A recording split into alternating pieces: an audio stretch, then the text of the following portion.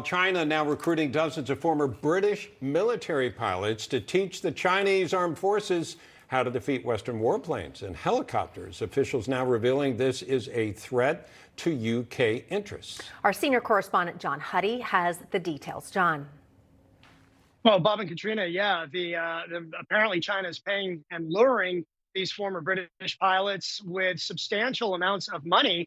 And that's a huge concern to the British government. I'll get to the payments in a second. But first, the UK's Ministry of Defense, or MOD, said that it believes that, from what they know at this point, up to 30 former British military pilots are currently providing training in China, and that others have been approached by the PRC, including those who are reportedly still on active duty. Now, the MOD said China is using, in many cases, third parties, basically headhunters, to find these British pilots to directly train Chinese pilots and to also work with state-owned defense industry companies and various research institutions. So right now they say they're getting paid, from what they know, up to $270,000, the equivalent of $270,000. And that could be actually more than that, getting into the hundreds of thousands of dollars. Now, specifically, the pilots, according to the MOD, are reportedly being used to help the Chinese understand basically how Western jets, even helicopters, and pilots work.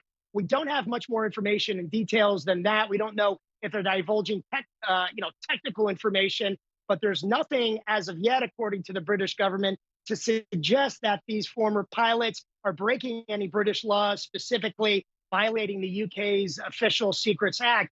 But obviously, the British government is very concerned, and it says that it's taking active steps at this point to try to stop this Chinese recruitment process, and these headhunters should actively be going after former British pilots and even active duty members. Back to you.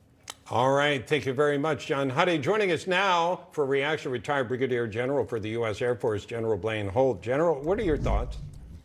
It's great to be with you both.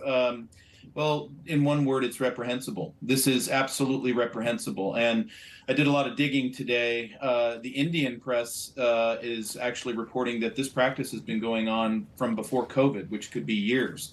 The problem is that you have now got a NATO member state that didn't take action early enough with legislative laws to stop this, and it could be compromising vital tactics, techniques, and procedures for all NATO countries, most specifically the United States. Do these former military members actually have any responsibility for saying, sure, I'll work with China to help them out? Is there any blame that rests on their shoulders for accepting the offer? So there's two concepts in play here. Is it legal? Yeah. Apparently, it is legal to do so. Is it ethical? It is highly unethical. And for we're look at how the chessboard is arranged right now. We have nearly come up to blows over Taiwan with China. China has talked numerous occasions on meetings that I've been a part of where a war with the West is inevitable, they say. And for $300,000, you're willing to potentially put your fellow brothers and sisters in cockpits at risk? That's unethical. Yeah. It's absolutely reprehensible. Let me ask you another question. Heritage Foundation coming out ranking our military weak, I believe for the first time. And I was kind of curious about that. We have nuclear weapons. We can blow things up. What is your perception of why we would be considered weak? Well, none of our weapon systems, none of our great technology, none of it is going to be effective in a battle space, no matter how much money you spend on it, without the most important weapon of all, and that is the human being and the American behind those weapons. And so our operators, our service members, have been subjected to this torrent of wokeness, political correctness, this don't speak out culture, erasing the meritocracy, lowering readiness, and then the vax policy and the Kabul disaster. Certainly that determination is probably being hung on us for those reasons. General, can we turn that around? We absolutely can. That's the great news.